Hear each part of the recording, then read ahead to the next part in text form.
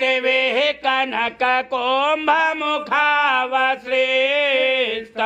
स्वर्वाहिनी विमलचारुजलाप्तुलाङ्गी भ्रातरनभामि जगता जननीमशेष लोकाधिनाथ गृहिणी ममृताब्धिपुत्रे कमले कमलाक्ष वल्लभे त्वं करुणापूरितरङ्गतैरपाङ्गये अवलोकय मामगिर्जनानां रथमपात्रं कृत्रिमं दयाया स्तुवन्ते स्तुतिभूः